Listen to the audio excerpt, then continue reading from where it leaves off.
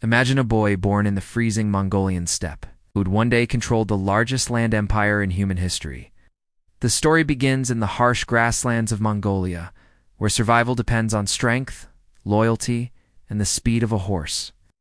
Out of this unforgiving world came Temujin, a boy who lost his father early, was abandoned by his tribe, and grew up starving and hunted.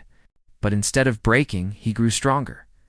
Through courage, alliances, strategy, and sheer determination, he united the scattered Mongol clans. In 1206, the tribes gathered and declared him Genghis Khan, the universal ruler. And then, the real expansion began. The Mongols were not just fighters, they were a military revolution. They rode fast horses, carried deadly composite bows, and used brilliant tactics like fake retreats, encirclements, and lightning-fast communication. A Mongol army could travel 100 miles a day and strike before the enemy even realized they were under attack. No kingdom felt safe.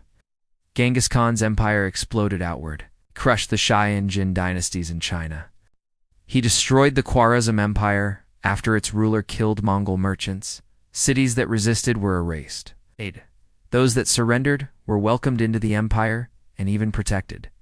By the time Genghis Khan died in 1227, the Mongols ruled from the Pacific Ocean to the Caspian Sea. But this was only the beginning. Under his sons and grandsons, especially Gedai Meningi, Kublai Khan, the empire reached heights the world had never seen. Russia fell under Mongol rule. Persia, Korea, Central Asia, and much of China came under Mongol control. Kublai Khan eventually conquered all of China and founded the Yuan dynasty. At its peak, the Mongol Empire stretched across 23 million square kilometers. It became the largest continuous land empire ever created. Life under Mongol rule was surprisingly organized. Despite their brutality in war, they protected trade routes, rebuilt cities, allowed religious freedom, connected the world through the Silk Road. Merchants traveled safely with a Mongol passport called a peza.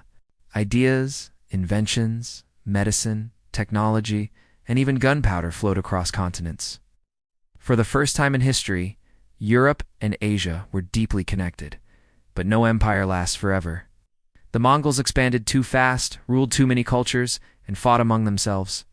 Power struggles, rebellions, and economic problems weakened their unity. The empire eventually split into 4 major khanates: the Yuan dynasty in China, the Ilkhanate in Persia, the Chagatai Khanate in Central Asia, and the Golden Horde in Russia. Over time, each one collapsed or was absorbed into new kingdoms, and yet the legacy of the Mongol Empire remains everywhere. Trade networks, postal systems, cultural exchanges, modern borders, and even words like horde and Mughal come from this era. From a small group of nomads in the cold steppe, an empire rose that reshaped the world forever.